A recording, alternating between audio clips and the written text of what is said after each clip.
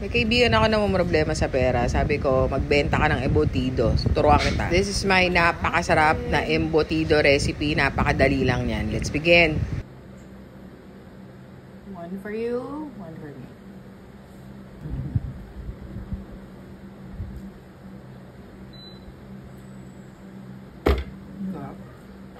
Na? Mag-beans muna tayo ng garlic. Mga around 7 pieces. 7 pieces or more na garlic. Depende sa... Mas marami, mas masarap. Dinamihan ko kasi hindi ako maglalagay ng garlic powder. Then drop here sa ating.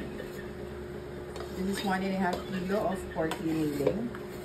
Sibuyas naman. Pinuhin natin. As pino as you possibly can. Oh, hindi ako naiiyak ngayon ha. Kailangan ng goggles for today's video. And drop it here. Now we're gonna do the celery. Maliliit lang kailangan natin. Kasama natin pati dahon kasi masarap eh. Maliliit. Pinuhin lang natin. This is done. Then we're gonna drop again. Mixture. The next one is carrots. Isa lang. Carrots. Isa lang muna. Use this. Ako pino, so ito na lang. Perfect. Parang madami na to, so okay na isang piraso. Drop. Pickle relish, lagay natin na. Lasang, parang may lasang ano. So, raisins, maglagay din kayo. Kung ayaw nyo, you can omit. So, the next thing is, timplahan natin 2 teaspoon pepper, half teaspoon to 1 teaspoon. Depende sa level nyo. Oyster sauce, mga around half cup. Ng oyster sauce, 1 egg, half cup breadcrumbs, half cup or more. Yan. Para fill natin kung kulang. Lower na tayo ng embutido. Doon lang natin. Papakita ko sa inyo. This is around 3/4 cup. Mga ganyan.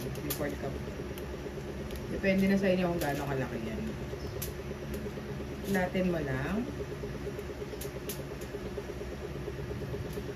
Dikit-dikit naman yun. Then, get some cheese. And hot dog. Roll.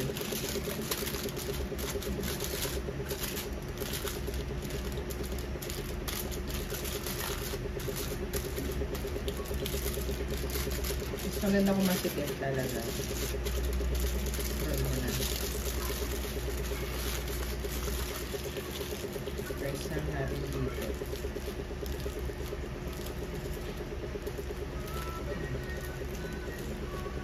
Okay na. Okay na. Steam natin to for... This is our finished product. Na-steam na siya for 25 minutes. Tingnan nyo na lang. Na-chilled na rin to. Ano, buo. Slice. Slice natin. Slant natin.